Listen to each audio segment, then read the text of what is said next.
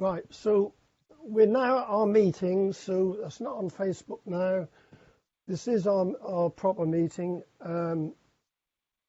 First of all, I'd like to welcome, where is she? Is she gone? No, Sophie's she's here. there. Sophie's still there. I Yep. can't see your picture, I'm Sophie. still here. But I'd like to In the welcome corner. Sophie.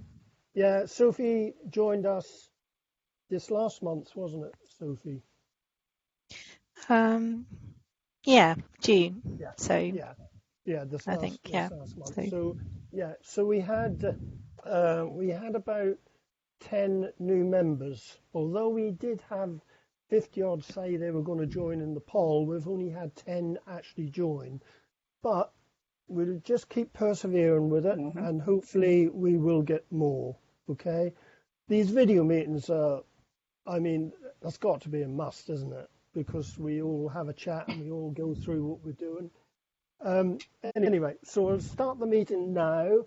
Let me just get my right. I'll just quickly go through the people who said they couldn't attend. Jennifer Allen, Richard Spalding, Rob Center. Tim is here, thankfully. So we've got Tim, because you said you might not be able to make it, Tim. But great to see you. Chrissy McIntyre, Matt is here. Diane Coling. Now, Diane has had trouble with her connection, and she comes all the way from Australia. Although Martin gets through okay, she was having a lot of trouble. Martin's here. Jenny Leeson, Roland Dicker, Sheila Lewis. Ray couldn't make it today, so Ray is in Thailand. Yeah, he said last time he's going to Thailand. Yeah. So I think I've gone through everyone. So that's that's the apologies. Membership-wise, we lost 3 this month who didn't pay, didn't renew.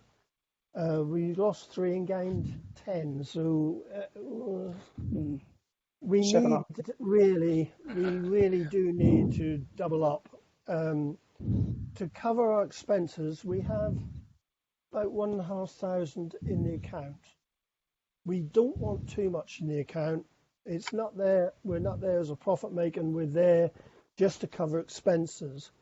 And the way we can be called a charity is that the money is used for what we're doing, websites and the connection here. So we can go up to 5,000 in the account, but we don't want that. We just want to cover the expenses.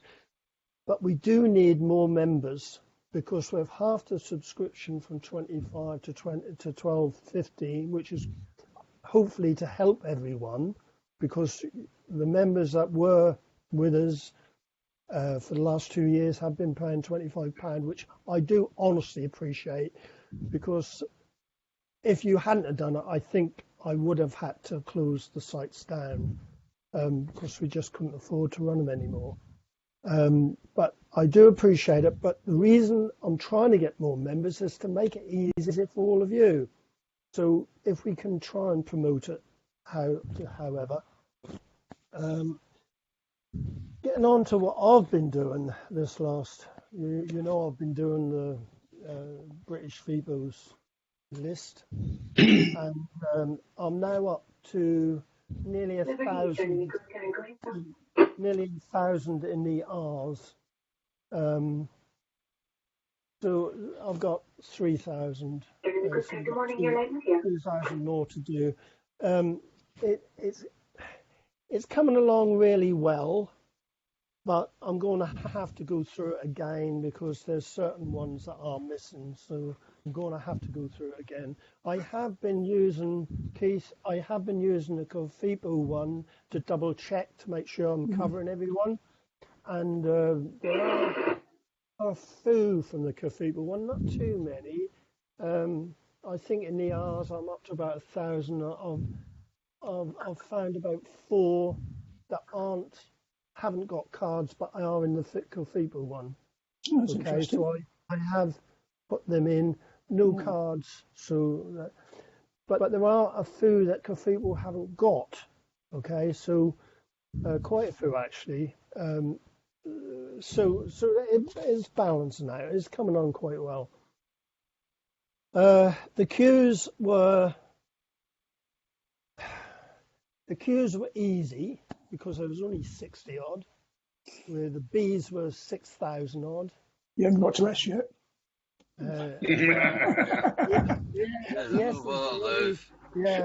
The S's are under 6,000, although there's Oh, right. myths. There's not, Yeah. the Bs are always, whenever I've done a roll, the Bs are always the largest. It's peculiar, but the Bs are the largest. I suppose you've got browns, but the Bs are very large. So the Bs at the moment will be the largest. They're over 6,000. But the Ws are about 3,000, I think. Anyway, I'm getting there. Over 58,000, and I've got about 15,000 to do now. So it's coming. But it's only the first run. But I know you sent me an email, Tim, but I haven't had a chance because if I leave what I'm doing, I have to find out where I am again. But I will. I will sort that one out. I just wondered why it happened. I mean, whether it's find my past to transcribe them wrong or what, I don't know. No. What happens is that's happened with the Raku Maru. We all know that the Americans did after. I mean, the ship was with Alistair's ship, and they both were sunk. But the Raku Maru did have the sea lion, the barb, queenfish, and Pampanito. They all actually found out that the ships had sunk. They found out by accident, actually, because they thought they'd found some Japanese in the water, and they weren't going to pick them up. But they shouted to the Japanese, or they thought they were Japanese, and an Australian answered. And they realised the oil was making them darker, and they were actually white. So they actually picked up the Australians, found out what had happened, and then they got the other submarines back, and they started picking up some of the survivors.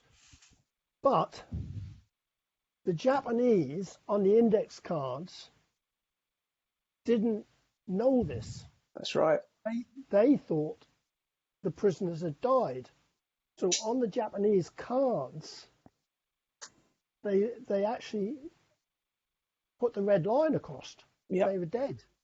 Mm-hmm. So what I've done is I've gone through my list of survivors who actually were picked up by the Americans, and I'm actually ticking them off so I don't get in a muddle, because otherwise I've got them down as died, and they didn't die. They actually survived. But some of them did die on the American boats because they were in such bad condition. They were in the water for about 4 days, weren't they, Keith? Yeah, 4 or 5 days. Yeah. So they were in a bit of a state when they were picked up. And of course, they were covered in oil. They didn't have anything to drink. So they were in a hell of a state. And some of them actually did die on the ships, on the submarines when they were picked up. But anyway, so that's what I've been doing. And it's been a head banging process, really. Of course, as you all know, Gillian isn't very well, and this is why I didn't phone you, Bernard, because we came back from North Norfolk. Of course, Gillian's hips were really playing up, and she's got to have 2 new hips now. So she's in a bit of a state. Anyway, so I'll have a talk with you after, Bernard. When we finish the meeting, Bernard, I'll keep it going and we'll have a little chat. Okay? Is that okay with you? Yeah. Keith, would you like to say a few words? Few words. Yeah. Go on. Yeah, interestingly enough, Mr. Fryer, as always, drops a pebble in the pond and the ripples sort of radiate out. And the pebble Martin dropped was the new release, or the 2015 releases of the admission and discharge registers of various hospitals. Some are along the railway. You've got Roberts Hospital and the like. And I've been looking through some of them, really, to see if I can find my dad, because I know he was in 3 hospital camps. And after about a month, I did actually, it was last week, actually, I found an entry for him, or 2 entries for him at Tamuan, tropical ulcers. Now, I know he suffered with tropical ulcers, but I thought he would have been in one of the other camps because he always said an Australian doctor saved his legs. So in one of the camps, he was at Tarso. The Australian doctor there was Arthur Moon. Then Chun Kai, the Australian doctor there was Weary Dunlop, and these are both on his liberation questionnaire. But at Tamuang, he only gives Colonel Knights as being in charge, which he was. He was in charge of Group 4. So I've now got to find out which Australian doctor was at Tamuang, or try to fill in a few more of the gaps. But it's just interesting reading through, because I'm starting to come across a couple of names of people I know. And again, when you look through the registers, you tend to get the same people. You know, you're going through it, you go through a couple of thousand entries, and you come to it, oh, hang on a minute, I've seen him before. And then another couple of thousand, and it's the same guy again. So you do get people going into hospital a lot of the time for the same thing recurring, which is not unusual, I would think, out there, to be perfectly honest. But I'm still going through them, and I will do a spreadsheet, Roddy, and list them all. Yeah. So we can put that on the site, so that people would put it as an aid to research. That would be a great thing to put on the Roll of Honour. Yeah. Or in the Far Eastern research pages, because I'm starting to use that a bit more now, because the Roll of Honour is getting too big. It's really getting too big, and you're not picking things up. So the British FIPO thing, I'll put in the family research pages. So we've got a research thing. That's interesting, Keith, because I did the I'll get it right one day. Campsite for Ray. Hey, come on, what is it called? Ubon. I'd never get it right. Anyway, I did the roll there, and if you have a look at the roll, which is it's under camps, Ubon, and if you have a look at that, he did send me the when they were ill. Yep. So I have got the list of when they were ill, 1, 2, and 3, because they did go in, quite a few times. So I've actually put it into 1, 2, 3. So you'll find, they went in for so and so, went in for so and so, went in for so and so. I know my dad had tropical ulcers like yours, Keith, and he also had a knee problem. He twisted his knee or something, but I've never found out. And he was told he couldn't play football again, and yet he did play for England in the camps against the Australians, Scots, and Welsh, and Japanese. As we've said before, the Japanese actually did play football against the English in the camps. Anyway, so Ray must have found them somewhere. The illnesses. They would be in the EWO 347, but the ones that were transferred quite a few years ago because they've been there ever since I've been going to Kew, and they were the first 12 files. And it's Nonpleduc and Ubon satellite camp, and it's various registers. You've got admission and discharge, dysentery, cholera, diphtheria cases, death registers, etc. I mean, I'll include those in the list. In the Tambaya War Diary. There was a friend of mine, I mean, her father kept a diary, and it went blank until it said he went back to Ubon camp, which is how we established with Ray there were 2 camps. Mm. And I found him in those admission and discharge registers. So I don't know, his questionnaire does not list Ubon as the camp he was in. So I've got to send that information to Ray. But yeah, it was only Martin mentioning, these other ones had come through.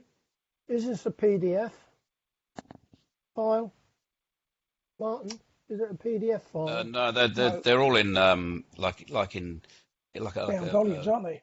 Yeah, like ledgers. Yeah. Did we have the address for these? Did you they're send at in the Kew. address? They're at Kew, are they? They're at Kew, yeah. Yes. Yeah. When you have a look, Keith, can you just have a look and see if because my dad was non-product, so can you just have a look because I know he was in hospital quite a bit. Right. Just let me know. Yeah. Let's make a note of that. Otherwise, I'll forget please. it. So it's Frederick Noel Taylor. Was it Frederick Noel Taylor? Yeah, Frederick Noel Taylor.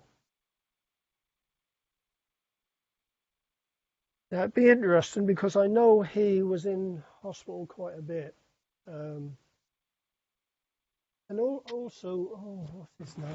Oh dear, just a minute.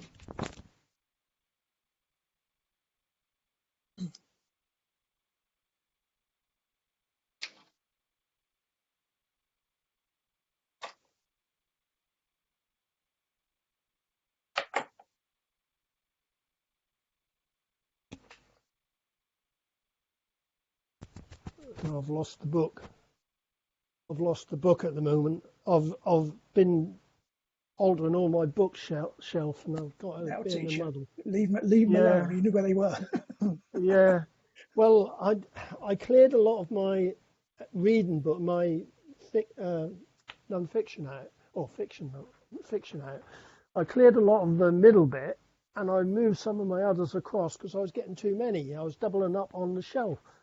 So up to the middle, that's all FIPO, and up to the middle there's no FIPO. So it's yeah. I've got about 6 of those bookshelves, all full of FIPO stuff. Yeah, well, I'm gonna have to move house. Either that or yeah, I'll move into the garage. Yeah, it's yeah. Anyway, yeah, Martin. Yes. Oh, yeah, Martin. Come on, what have you been doing?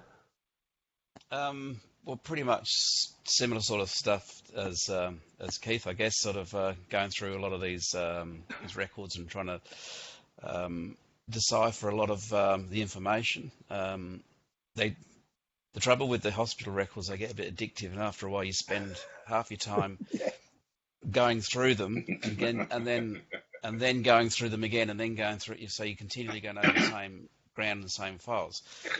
So there'd be a massive task to actually to put them all out into a spreadsheet, of course, because there's so many entries. Well, one of them is 13,000 entries. That's right. So probably the easiest way to do it is what I started to do when I was extracting all the beds and hearts is to actually just index the individual against the photograph number, so that you've actually got an index, so that if ever you want to look someone up, you actually just go to your index, go right, well that's photograph number P1269 or whatever, and then you can actually access the record directly that way. That's probably the most effective way of doing it, but yeah, it's an awful lot of work, that's for sure. Other thing I've been working on is been looking at where the F-Force transit camps were. So because I work so closely around Tarkanoon, I've been sort of doing that as a bit of an exercise at the moment and going through various sources and various books and trying to actually pinpoint where these camps were, because they were open air camps, but obviously they were housing, literally thousands and thousands of men transiting through on the way up the line. So I've just been trying to actually put it together and try and work out, where these transit camps actually were. So it's been quite interesting. So reading some of the Australian books, Doctor's Diary by Roy Mills is a fantastic book. Information there is just incredible.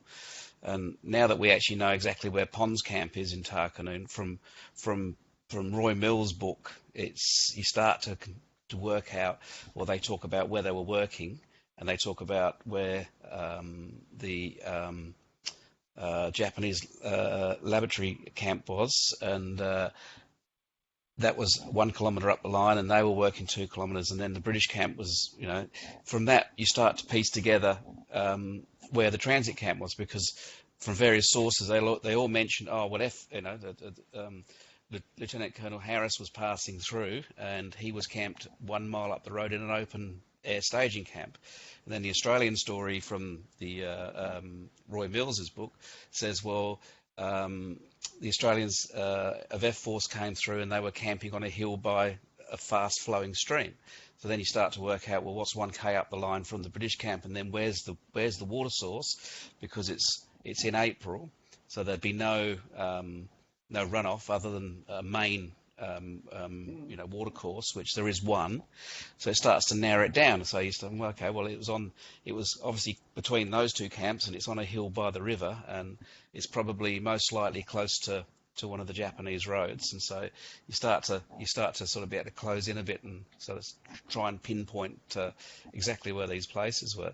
So what I've been learning and discovering is that you can work from what we know is definitely these camp locations, like Tarkanoon 203, Tarkanoon 206, and Ponds Camp, and then Tarkanoon North, and up to Nam Chon Yai. But in between all those camps, there were so many little camps, little sub-camps, which you only sort of find them if you start getting right inside some detail, start reading up and start to, work out exactly where these were. Because there was...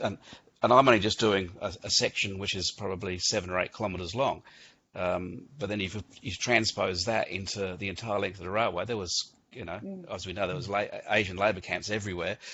Exactly where they were, we're not sure. But then there was all these other little sub-camps and temporary camps. And like Japanese engineers, they didn't all have camps themselves. A lot of them were under canvas as well. And some of those locations are starting to come to light the more you read into the text, and they start to mention, across the bridge the Japanese were camped and on the flat land, and so you start, well, okay, well, where's the flat land? Oh, well, it's in that area. So that's what I've been doing for the last few weeks. It's just been totally absorbing all my time.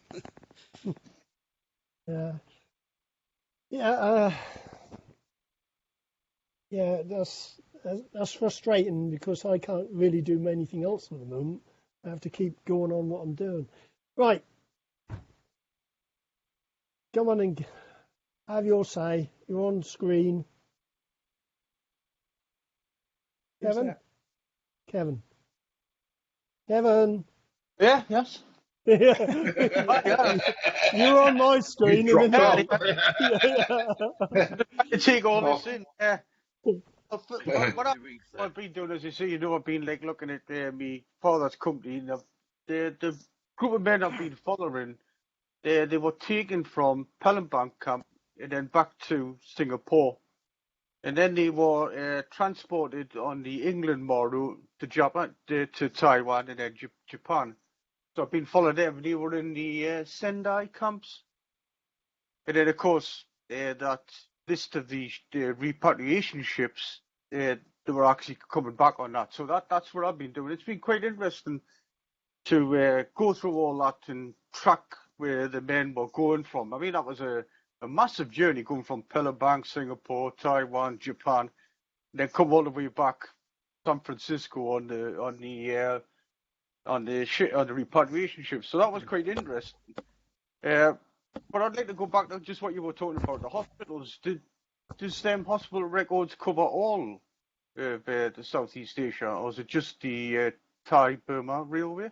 From what I'll have a quick look. I mean, some of the major camps, they're on the Thai-Burma Railway, and they got one in Japan, Osaka,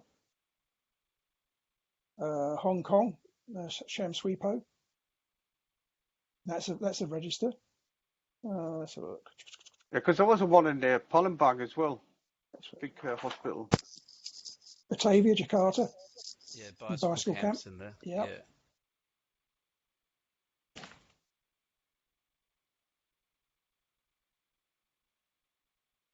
That's at the moment. That's all I can have a quick flick through. That's all I can see. Yeah. Yeah. I mean, this is what the first thing.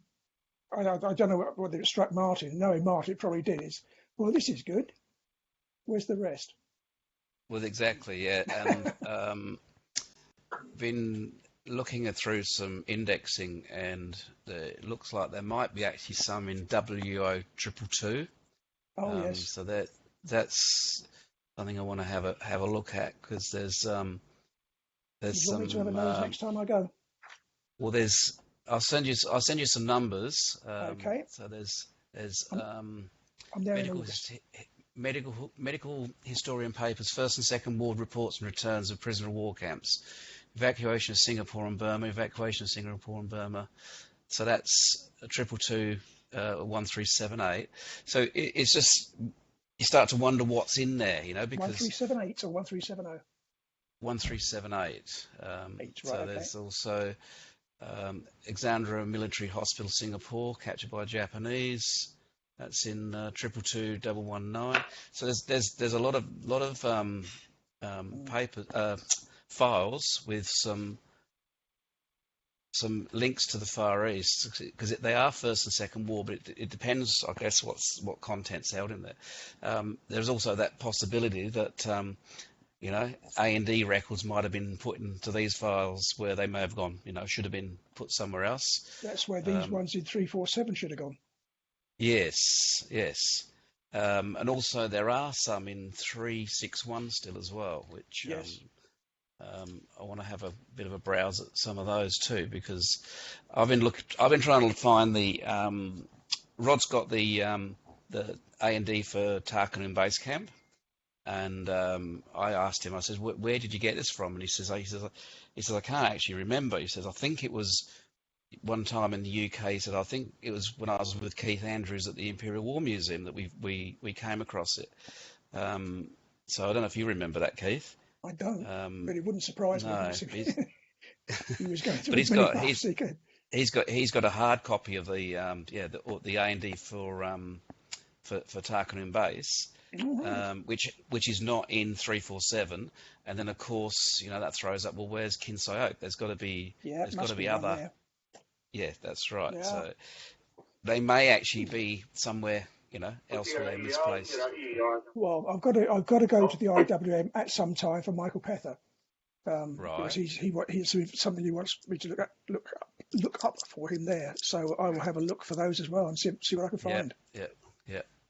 No, Jan. No, it's okay. Yeah, getting back to Tim. Yeah. Getting back to Tim, you were talking about the one that we'd put down as died, and Captain Gibson. Yeah, Captain Gibson. But what I tried, I didn't explain. I explained about the Rakiru Ruru, but I think the same thing happened with him, because he was in the ship that was sunk just off Japan, and I think the Japanese put him down as died, so I picked him up as died. But that would be right, because what actually happened, he was actually the officer in charge of the party, and he actually managed to swim ashore to the Philippines and join a guerrilla group. I knew that name rang a bell. Yeah. Yes. He's filed in 361. Yeah, I've got his report. Yeah. That's right. It's an interrogation report. Yes. But I've sent you when you get round to eventually, Ronnie. I found out an affidavit for him about the sinking, which might that'd be great. help you a bit. Help you That a would be bit with great. the Yeah, I with can add that to your the roll of honour. marriage. I Yeah, can add that to the roll of honour, and then that will explain it more. I mean, yeah. Jack Simon was also on that ship. Helen 5, that was his book, Helen 5. He was on the ship, and he explains it quite well. But that's why he's down as died, because the Japanese, of course, thought he'd died. Oh yeah, I because understand he was that. on the Yeah, ship. So that is why he's down as died. This type of thing is awkward, because you have it's sorting out, what actually happened to them, and of course to go into one, I'm now doing over 58,000. Is a bit awkward. well, But I anyway, just yeah, sent it to you because I'll yeah. forget about it otherwise. Well, I have You got can, it, and I'll put it in my files to do, because I've yeah. got my emails I haven't done in files to do. So I will eventually get there. But if you can send me the affidavit, then I can I have. put Yeah, it's that. attached to the email. Yeah, and then I can add that to the roll of honour. But don't expect me to do it urgently, because Oh no, I wasn't doing. yeah, I just that did it so that I didn't lose it myself. yeah. As it was a peculiar. We were talking about medical reports, and I was in hospital. This is really why I was feeling a bit about keeping the websites going, because I was in hospital with pleurisy, and to be honest, I didn't think I was coming out, but they got me through it. But everyone I've come across, the death was pleurisy. And you lay in hospital and you think, if I was in the camps, I'd be dead now. It's absolutely ridiculous. The other big one was TB as well. Pleurisy, TB. Yeah, TB. But my dad had a lung operation after the war, because when he came back, he'd got a tropical disease. I think I've told you this before. And when I lay in hospital, I honestly was going through what he went through at Roehampton, because he actually had part of his lung removed, and he was the first one to get through the operation at Roehampton. The rest of them were TB, and they all died. And I think I've told you this before, that the physio decided to pulverize the backs. So they laid him on the bench on the front with a bucket underneath the head over the end of the bench, bucket underneath, and he actually pulverized their backs. And Dad had a scar from his neck down to the bottom of his back, and this was done the day after the operation. That must have been hell, to go through. But Dad said to me that was worse than any Japanese torture he can think of. That's peculiar. Anyway, Bernard. We haven't heard from Bernard. Come on, Bernard. Well, I come on early this morning. Yeah. Started, and I had an argument with the dog. He's barking at me like mad, and I thought, oh, I'm not wanted. Oh. I'll talk to you later, Bernard. When we finish the meeting, I'll stop the recording and then we'll have a chat about your computer. But are you still on your old computer? Yep. Yeah. I see. We'll have a chat, because I got so tied up with Gillian coming back and everything and trying to get on with this. I haven't really, but we'll have a chat later. Talking about your dad, going through the records, because I'm putting in if they died, if I find if any of them died, I put in where they died and the date they died and where they died in against their information. And it's surprising how many died in September 1945. Really is surprising. You know, they went all through the war like your dad and actually didn't make it home, which was very, very sad. Very sad. And another thing I came across, you know, when you're going through things like Keith and Martin and Kevin, and you go through things and you think, well, it rings a bell again. And I started going through the Borneo death reports because I was putting in atrocities in the roll of honour. And of course, the Japanese did kill a lot in the marches at Borneo, Sandakan, and Labuan. And I'm going through them, and I'm coming across in the Commonwealth War Graves, because I double checked Commonwealth War Graves to make sure they did die and the date and everything, and make sure I got the name right. And you're coming across Borneo. They were in Borneo according to the Japanese index card. They were in Borneo, and they died. The amount that died in 1945, and this was when the Japanese were actually systematically getting rid of them, and they were actually forging the death certificate, putting something stupid on like malaria or dysentery, or they were just forging them. And I did find the death certificates, and I did start putting them on, but I got through the C's and then I stopped because there's so many and there's so much else to do. But you've got the doctor's name as well on the death certificates. Well, he must have known they were forgeries, that they were killed. They didn't die of these, what he signed them off as. I wonder what happened. Probably wouldn't have had much choice. Yeah, but I wonder if anything was done about this after the war. You know, it's.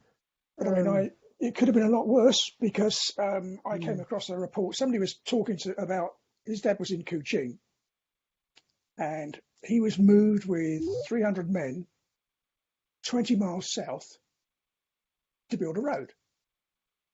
So, okay, we know where that camp was, and we know where the road and all the rest of it. Fine. That was in the Australian. That was in the Australian report. What was also in the Australian report, and I made having found that, I should have left it alone, but I didn't. I read the rest of the report. Was the Japanese in 45 had 57 Indonesians building another camp 17 miles south of Kuching. What they were going to do was to march the internees, men, women and children, and the POWs on a death march to that camp. And the Australian medics reckon very, very few would have survived. But they did do a death march there, didn't they, at Labuan? Labuan, yeah.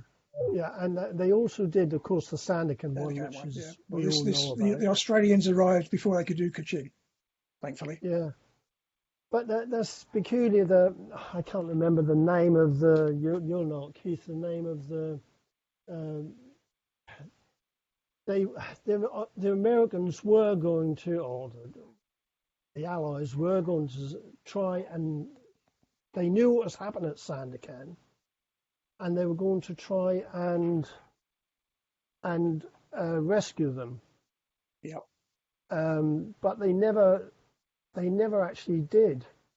Let me just find it. Yeah, I think the Australians were blaming the Americans, and the Americans saying, well, yeah, hold on a second, we told you could have the aircraft. What's going on? Yeah. There was one of these finger pointing exercises. Yeah. Yeah. Got it somewhere. But they actually did do, they planned it all. They planned it all phase one. Operation Kingfisher? Yeah, Operation Kingfisher, that's the one. They planned phase one, and then for some reason they didn't go ahead with that. And then they actually planned phase two. So they actually went through and planned it all again, and they never actually carried it out. No, So they had some Australians were actually in Borneo. I think they parachuted in. Martin, correct me if I'm wrong, because of the six, one of the 6 men was taken to them. And yeah, he said, "What are you doing here?" He said, "We come to rescue you guys." And he said, "You're too late. You're too late. You know, I've escaped." He said, "There might be a few others." He said, "But all the rest are gone." yeah, yeah. That was one of the horrible ones I had. Mm. That Sleepless night job, that one. Sandakan.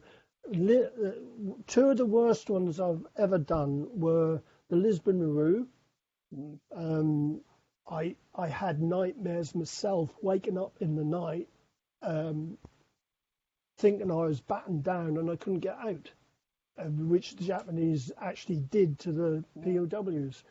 And they set up a machine gun on deck, so if anyone did get out, they'd machine gun them, which they did eventually get out, and the Japanese machine gunners went over the side. But that one really did me, and so was Sandakan. Sandakan was horrible, but I had a family got in touch. Oh, that was quite a few years ago now, asking about what happened to a family member, and I looked them up, and in the end I got there, and the tree at Sandakan had a cage. There was a big tree in the middle of Sandakan that had a cage, and they had a POW in the cage, and that was him they were asking about, and I didn't even dare tell them what happened to him, because they took him out, crucified him, and ate his liver. How can you tell a family that? You can't possibly. No. You can't. I just said he died at Sandakan and left it like that.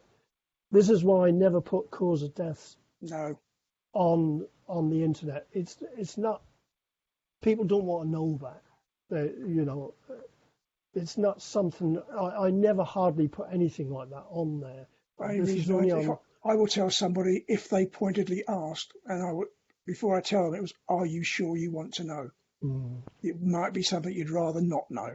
If they say, "Yeah, we're 100% sure," it's, okay, then I'll do it for you. But it's not something I normally do.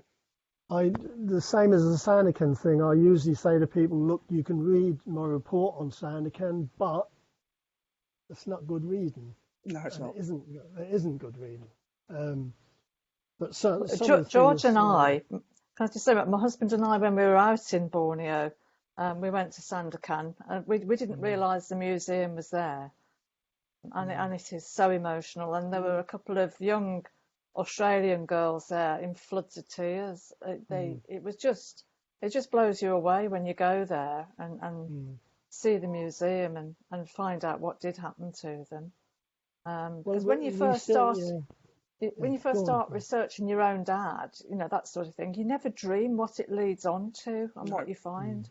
And we'd been to Singapore to start with to follow my dad then. And then Borneo to us was just a holiday, and I wanted to go and see the orangutan. And it was talking to our guide who I said, we've been to Singapore to find out where my dad was. And he said, "Well, do you know about Sandakan?" And we said no. So he added it on for us and took us up there. And it chills you to the bone. It's awful. Yeah. But there should be a book coming out, Keith, soon, shouldn't there, on the Sandakan March, by that chap who was at the conference last year.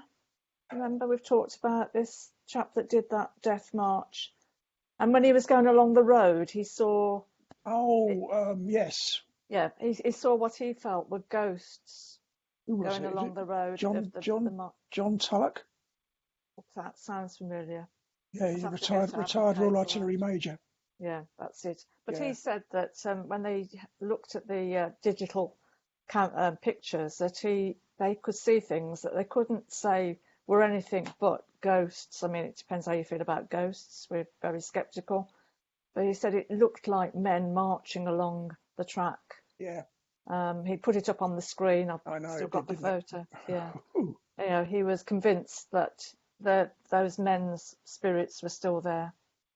Yeah, because I think he's given us a role which we've got in the archive at Oribos as well. Yeah. So But the first books, well, I can't think of his name now, Keith. He wrote quite a few books. He wrote Sandakan, The Death March.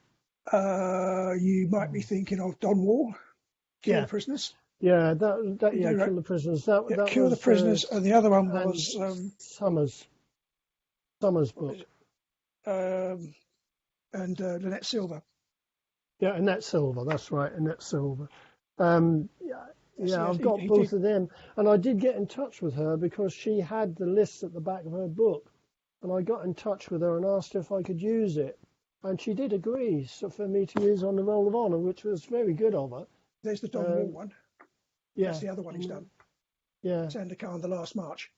yeah, and then I've got that one. I've also got the other one. I think Peter Hahn did one as well. That was Yeah. recent. It's a couple of years ago. I've got to sort my books out. I've got them all in a muddle now. I can't find anything. Join the club. Yeah. Anyway, yeah, she was ever so good. She let me use her list at the end of the book, which was good of her. But she did put most of it in the book, didn't she? So that some of it was a bit she gruesome. does. She goes back there every year. She's still leading tours at the moment. She's got an award for that from the Australian government, not before time. So's her husband. And she publishes a newsletter, I think, each quarter on what they got going, because they got various charities running out there for the locals. Yeah, good book, but very gruesome. Well, yeah. While I remember, you remember we were on Facebook last week. I said I'd get a liberation questionnaire for you. Oh yeah, For David. Yeah, it's on Facebook now. I posted it this morning. Oh, great, lovely, thanks. I can add that to the page then. What I do is I do the Roll of Honour page, and then at the bottom, this is the normal individual ones, and at the bottom I do put information and if I use some of the information from the Liberation Questionnaire, I don't use the image, of course, because that's Keith Feebles' work. But I do put the link in under information. I always put Called Feeble Liberation Quest, so people can know where it come from and everything. How are you getting on with the Liberation Questionnaires? Because are they still doing them? I've been told by the chairman that our volunteer is going in there and doing them, but I don't seem I've got to the point where we've got a trustees meeting at the end of the month. I've had somebody else, say, I've seen your notes in COFIPO, and I live near Kew, and I'm thinking, perhaps we can use you to keep this project rolling. So I'm going to have a chat with him and say, right, are there any more being done? Is the chap who's doing them for us still doing them or not?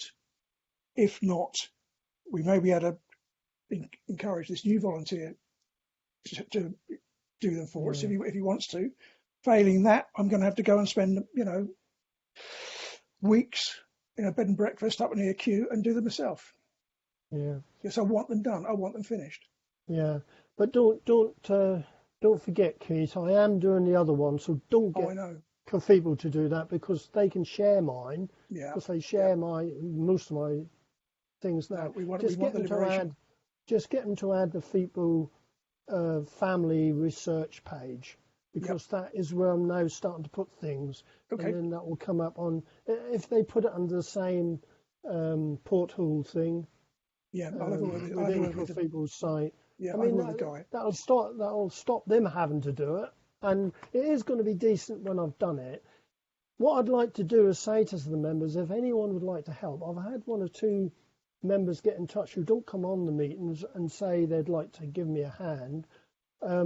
What I'd like to do is I want to get it all laid out first, and then I can send the individual, if anyone wants to help, the spreadsheet of just one letter, and ask them to go through Find My Past and add the regiments and units if I haven't added them, and the deaths, because I've got under notes I put died, blood, and the date and where they were buried, and then we can get it done quicker, and make more. Was that a cough, Tim, because you'd like to help? No, I have a query. Go on. I'd have a query. I thought I'd sent you an email, and it's only out of interest, but I can't find my copy, so it probably didn't send it to you. Looking at the camp list on your thing, there were six people who I know were absolutely together on the Singapore Maru. They went from John, and then they went up to Moji, and then they went to Ubi. The camp list that's on your new site thing, I've got 4 different camps, but they weren't. They were all in the same camp. There was one camp where a lot of them did go to. Yes, they all went. They all went to Ubi, but I've got. Looking at your site, it's got Fukuoka, Hiroshima, Sendai, and Tokyo, and another 2 from Hiroshima. And I can't quite. Is that a transcription error by Find My Past? You think? Not that it makes much difference, but no, that didn't come from Find My Past. That came from. I did that quite a few years back when I got James's. George James? Story. Yeah, I put his story together, and I got most of it then. But then people started sending in their dad was on the Singapore, and I started adding them all together because at the time I didn't have Find My Past. But Find My Past now, there is one camp where most of Singapore were at. Sorry, Ronnie. That's not actually what I'm saying. I'm saying if you look at your new list that you're doing, the one you're doing at the moment, that's got different camps down for 6 of the people. Although they all went to the same place, where it says camp list on your new. You're talking about the index card. Yeah, the index cards. I've got four different camps. Yeah, the index cards. They're a bit awkward because. It doesn't really matter because whoever transcribed the Find My Past index cards, they didn't really get all the camps correct. That's what I meant. That's what I thought it might be. So I've put down what was on the card. Later, what was on Find My Past? Yeah. Yeah, and later I've got to go back and sort it all out, but I've got to start somewhere. So the best thing for me to have done is to stick them all down, and then later go back and sort out where we are. But if you have Roger Mansell's site, there is one camp where most of the Singapore were taken to, and I can't remember the name of it. I've got it somewhere. And there was actually 3 camps, I think, or maybe 4. 4 camps. There were 4 groups left: Singapore, Maru, and Moji. Yeah, but there's something to do in the future, but not at the moment. Not at the moment. Yeah. I was just asking out of interest. I think Find My Past, I don't know. The problems I've had with Find My Past. Typos are a bad thing because the typos on the names, Keith, you'll know this. I mean, I had one today. And I couldn't find them. The name didn't ring a bell. It wasn't on the Kofipo list. And I looked up, and they're supposed to have died. That wasn't on the Commonwealth War Graves. And I just couldn't find it. And in the end, they put an I in. And that's absolutely ridiculous. You're looking for something, and they put an I in, and of course you can't find it. This is what happens when you send stuff abroad to be transcribed, which is what Find My Past did. We know the names, but they don't know English names. So, you know, the stupid things like, say, Jess, they won't spell it how we spell it. You know, they can spell things completely different. And so you're looking, and unfortunately, you know, the person who wrote a lot of the Cofiba ones did typos. So we're going through those as we find them. You've got typos on Find My Past. You've got typos on the Cofiba one, and I'm trying to get the two to go together, and that's a hell of a job. Yeah, it's a hell of a job. Some of the names you think. I had one today, a Japanese index card, and they had first name, two L's in it and a Y, really, or something like that, really, something like that. No Christian name, no index service number, no regiment, and they died. And I was supposed to find out who they were. And one of them, that one, I'm still trying. Oh no, I did find it in the end. That was a stupid name. I think it was Reed or something like that, and they'd put REALLY for some reason. But it turned out I think that was Reed. But oh dear. But some of it is. But no, I like jigsaws. I love doing jigsaws. I love doing jigsaws, so this suits me a treat. Anyway, who haven't we heard from? We've heard from Bernard. We'll talk later. We haven't heard from Matt. Where's Matt? We lost Gone, him. I think. Yep, I think he's gone. We've lost Matt. He kept on freezing, so I should think his connection has put him out. Anyway, I'm going to go. Very soon. Well, I'm now going to go, but Barbara, brilliant. You did that. Well, really I didn't know if that's what you wanted, but it seemed to me to pay a tribute to that man actually as well. You know, and I was very interested in what I looked up for him. But can I say that last Saturday when we had that lovely hot day, and it was too hot to do anything, so I'd been researching my dad 316 battery light anti-aircraft. Just to see what came up, because I was a bit confused as to why his index card says he wasn't taken prisoner till the 17th of February.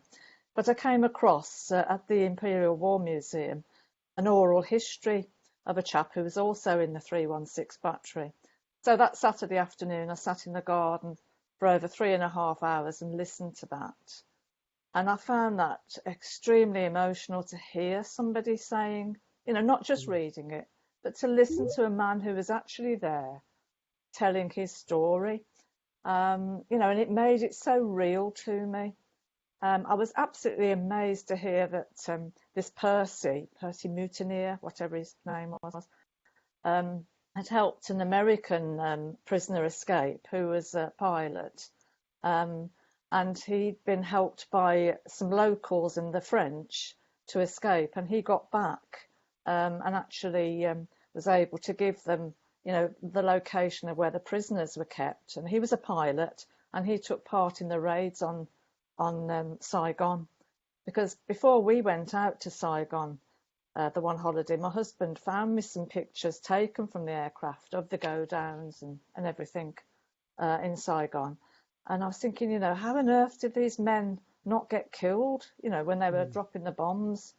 The interesting thing that as well, you mentioned Lisbon Maru. He recorded that as time had gone by, they were noting more and more of the ships that came into Saigon had got damage on them. And that the one time, the Lisbon Maru must have gone into Saigon, because he said the Lisbon Maru stopped coming back. Oh. Yeah. So I found that. I found that October. quite. Yeah, that went down October 42. Yeah. But it was October 42. Really fascinating to hear about it. Yeah. Yeah. Before that, you know, I don't know if your dad ever mentioned the Lisbon Maru coming in or well, anything. No, because Dad didn't go to Saigon until 1945. Right. Yeah. He went February the 2nd, 1945. So he was later. He was on the railway, and you were talking earlier about the No Escape being signed. Well, Dad weren't even in Singapore then because he is in Thailand. Because he was in the June parties, so Dad was actually in Thailand. But they did the same thing. They had to, sign something, which they did under duress. Yeah. The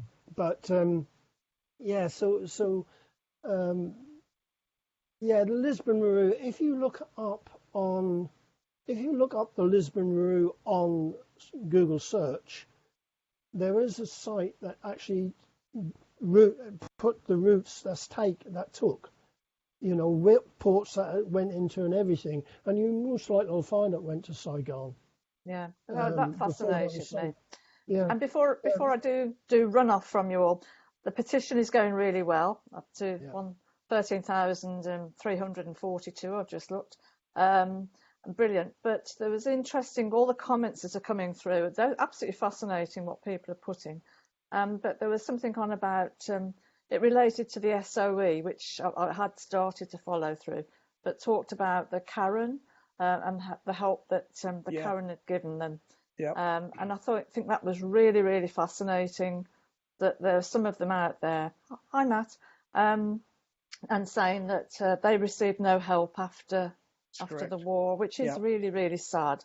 The Gurkhas have been treated badly, but some of these, and if we're going to move forward and try and get more recognition for VE Day, which I actually feel should be a bit broader than just the FIPOs, maybe it's time that we recognised all of these people.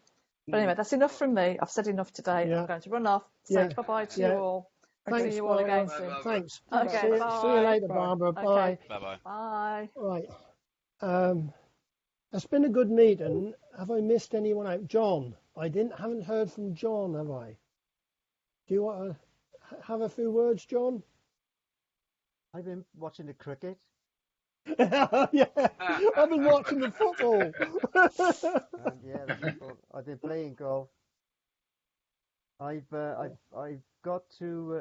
I find this meeting fascinating, and to listen to your knowledge and expertise to all of you is been, it's amazing, and it's so interesting to listen to.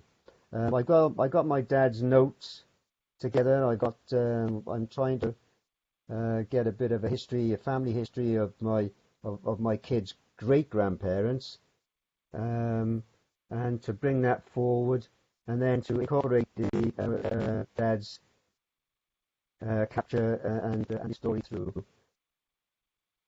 So I must set myself a deadline on that, and perhaps try and get it done by Christmas, and so that I can which Christmas, John? Finish that. Which Christmas, John? Let's have a year, not just Christmas. I know, yeah. I know. I did. Well, as soon as I can, anyway. As soon as I can. I did put your dad's... No doubt when I stand, I'll be back to you guys then for some more help. Yeah, I have put your dad's card. Your dad's page on it. Yeah. So if I've missed anything out, send it to me, and bearing in mind what I'm doing, and then I can add it. Yeah.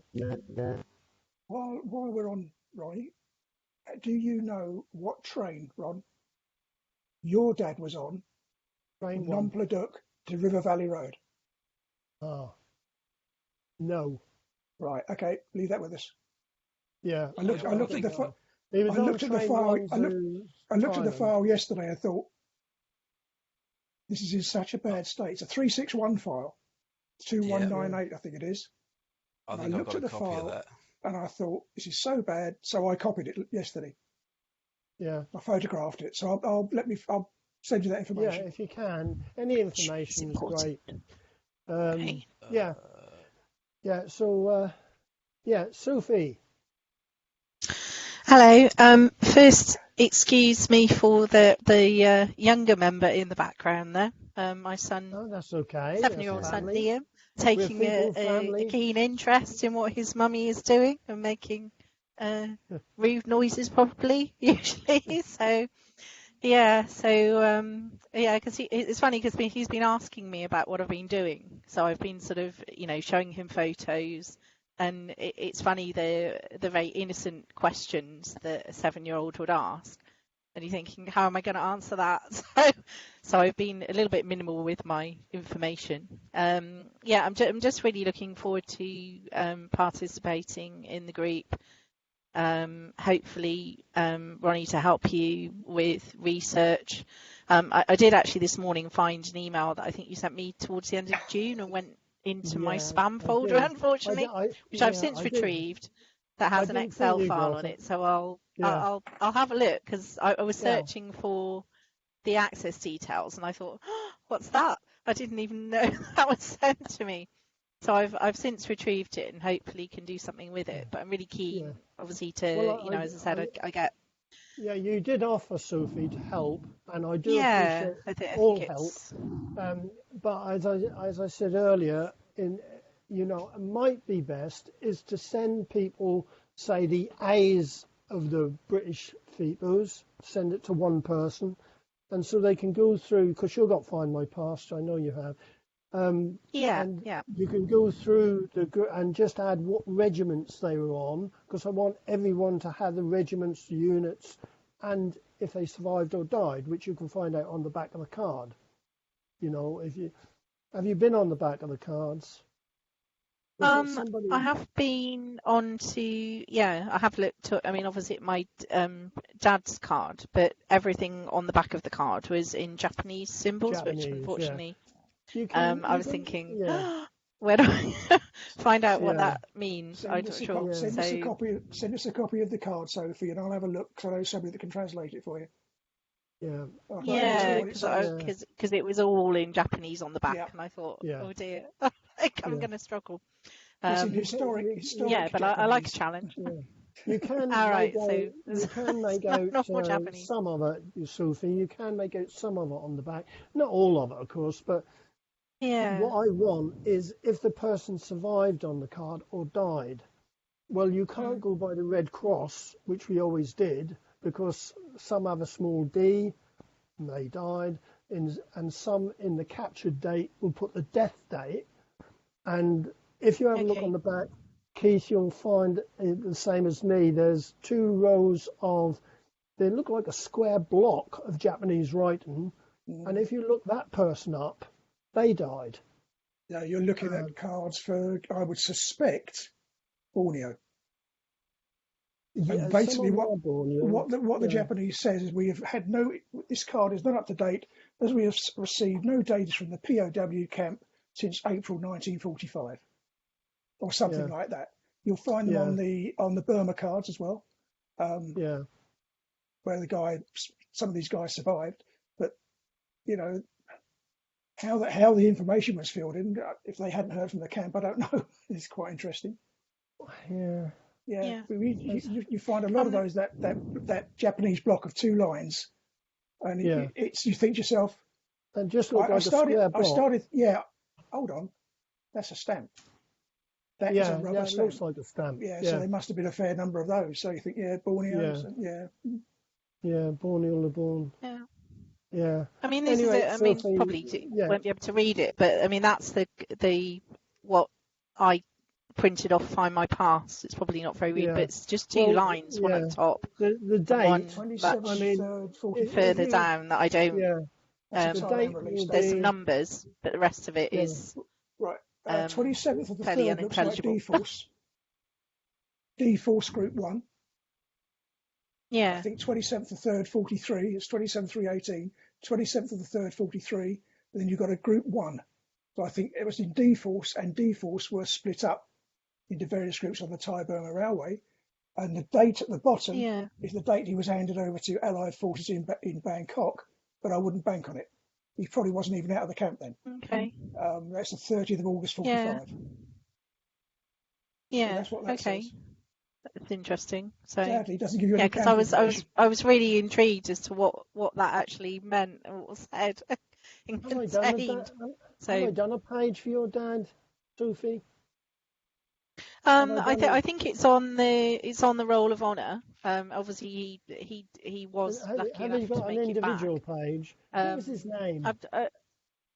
Jeffrey Noel Lake. this is his liberation questionnaire. Uh-huh. And the final camp he was in was Ubon. So Ray Withnall has very kindly provided me with an awful lot of information. He wasn't on. You mentioned the medical records. He wasn't actually listed on there, so he said he actually must have been in quite good health comparatively, which is nice to know that he wasn't actually just slightly listed. move it up a bit, if you would, Sophie. Sorry, Sophie, yeah. If you could. Can you see? Right, okay. Now, he couldn't have gone up with D-Force because he's got on there Non-Pladuk 1, which is Group 1, 6th of the 10th. Yeah, so he was So there. I wonder what the date on the card's for then, because that could have Don't been when he know. moved up. So- Yeah, that could have been. might have been when he moved to camp. Yes. When he moved up country, because my Yeah. dad moved up country about that time. Yeah, could well be. No, I thought They that were was- at Nunpladot. They more than likely met Sophie because my dad was at Nunpladot from Probably, yeah. from June. Not D-Force. No, he was at Nunpladot from June till the following. I think it was March, April. So that would be about the same time he moved, and they were moved when the service yards closed at Nunpladot. They were moved up country.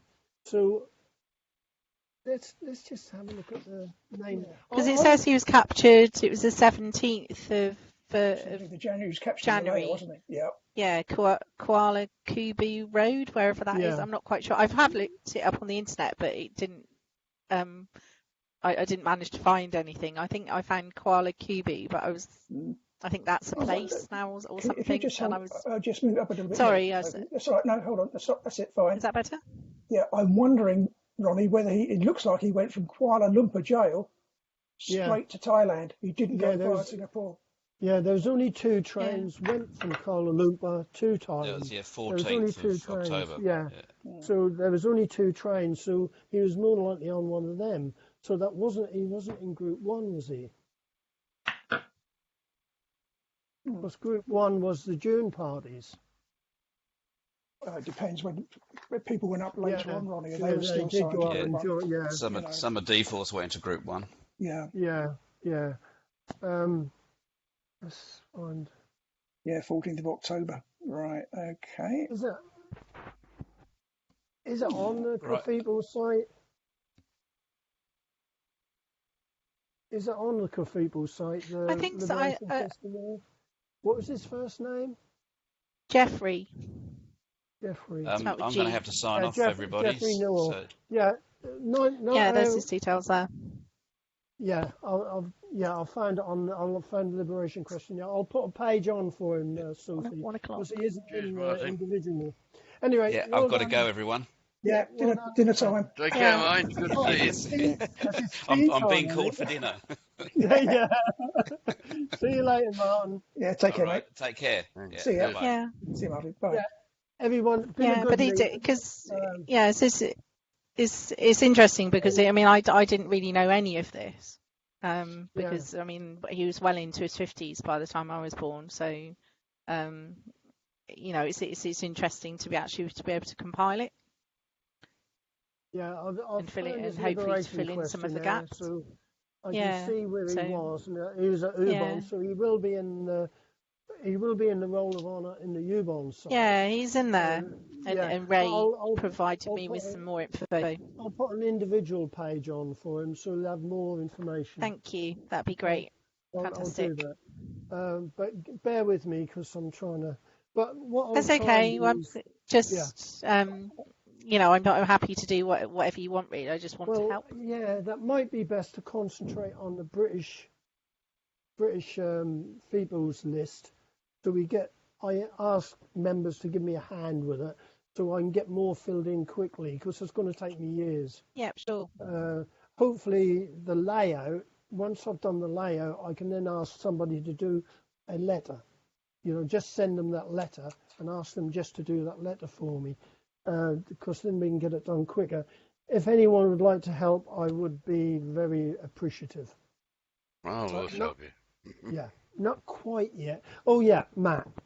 Yeah, quickly, Matt, because we're running really late on time. And it's getting bigger and bigger. I have found loads and loads of Burma Rangoon.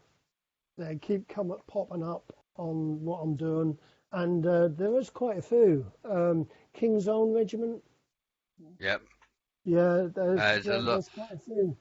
There's quite a few turning up, so that's quite interesting with the Burma. Um,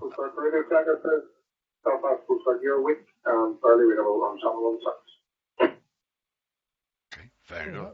Don't know what that was. I think that was. I think that was Tim's boot railway radio. Could have been. Yeah. Is it figuring out? It's the Coast Guard calling. Yeah. There's a big There's wave an old coming bloke your on his way, boat. Tim. Sink him. There's a big wave on its Yeah. way, Tim. Oh, dear. Right, as you know, I'm doing the Burma rolls, which is not. It started off with me investigating my dad, but I'm doing a list which is for the Burma Star family, which includes all people, whether they survived or didn't survive, who fought in the Burma South Asian area, including Singapore. That's been. I said it'd be taken. Can't talk. At least 8 hours a day, if not more, from early in the morning to. Well, you know, Ronnie. Same. Yeah. It's amazing. Even the Find My Past records are wrong in many cases. Yeah. I've found many people have said, died, listed as dead, and again, hang on a minute. I don't quite trust that, and I've gone through and I've found their service numbers have been misplaced or mistyped. And yeah, and you go again with you can't speak. Your information is very good. Going back on the prisoner of war records where it's been marked down as captured, where I've been able to reference to yours just to check, and I find out again they may have been listed as dead as prisoner of war, and then you've got them surviving. So then I check the liberation questionnaires, and yes, they survive. It's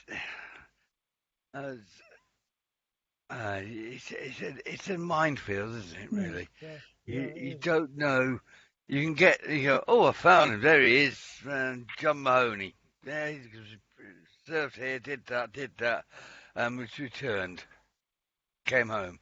And then he's a bit later on, he come back, same name, dead. And prisoner of war, captured, died.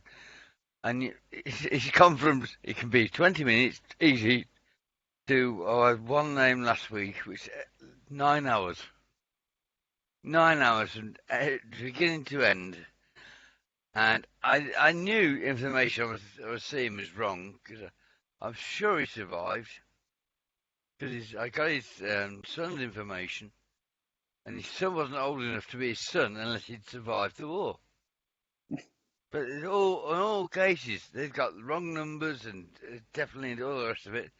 And then in the end, I found out it was a duplication. One had survived and one had died. And the information was literally the same all the way through. Mm. And it's only because I went away and I came back and I put the information again and I got completely different information. Same man, but different story. So you can go and say to people, don't always say, oh, I want the war diaries that tell me everything, or the prisoner of war records that tell me anything, or the liberation. A lot of information is what were done after the event. There wasn't someone there writing in the middle of the battle. And Fred Jones knelt down and tied up his bootlace. They were done, in some cases, years afterwards. Yeah. And the only sort of consistency you've got is liberation records of prisoners of war. Anything else is very hit and miss. Yeah, this doesn't matter who they were. Yeah, this is a problem, though, Matt. That when you know the whispering game, You start off Yeah. at one end of the line and you go to the other end, and by the time you got to the other end, the information is completely different. And that's really the same as records. The person who wrote them might have a different. Two people will look at one situation and will both see it a different way. They will. Well, that's it. And also, you've got the fact. This is what happens on the cards. You have to add into the fact also, the people who survived, their children are going, oh, my dad did this, he did that, and did the other, and you're going, No, I can't tally that Yeah. information up. Yeah. I can't see. Yeah. I think he's told you a different story because you wanted it. And you wanted to make sure you had the Anyway. information, but and that. Just a Anyway, minute, let's Matt. go on. Yeah. It's been a great meeting, and we're losing people fast because it's getting late. Yeah. So Yeah. anyway, we'll call it a day. It's been a good meeting. I've thoroughly enjoyed it. Barbara was brilliant. I thought Barbara's interview Yeah, very, very good. was very good. She's good at that. You know, good. We've found someone to do it. I hate doing that. Anyway, thanks everyone. I'll end the meeting now. I'm now stopping recording. Okay.